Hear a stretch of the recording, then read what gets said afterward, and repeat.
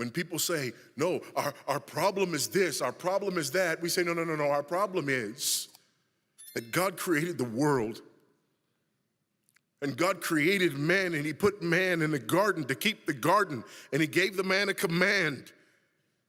And he held that man to perfect, perpetual obedience to that command, and he promised him life if he kept it, and death if he didn't.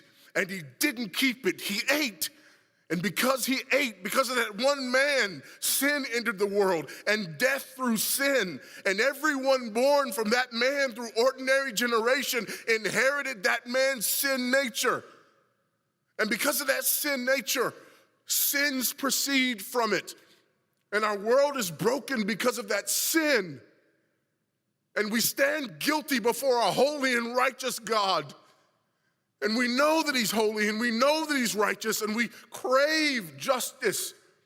But the problem is that if God gives us justice, we all die.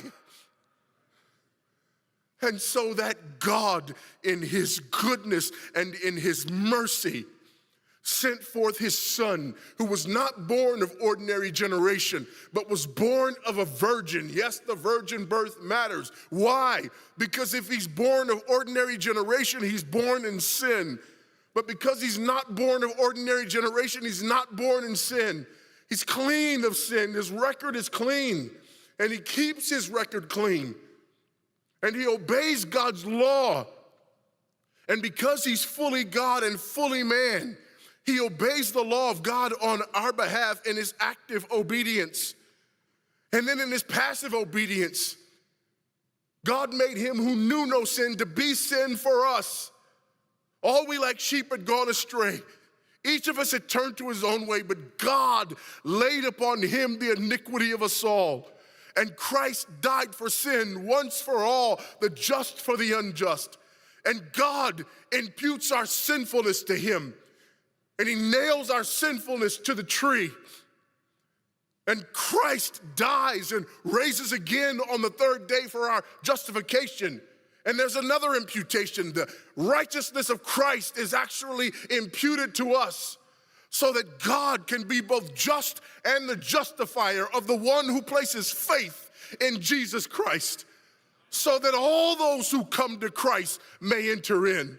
So that all those who place faith in Christ might be saved, but not only saved, but sanctified. Because he's the firstborn of many brethren. We're justified and we're adopted into the family of God. And we're sanctified, and as his children, we begin to bear the family resemblance. And we're further sanctified throughout this life by the very same gospel that saves us. Until one day when it's all said and done, we're not just saved from the penalty of sin. We're not just saved from the power of sin, but one day we're glorified and saved from the very presence of sin.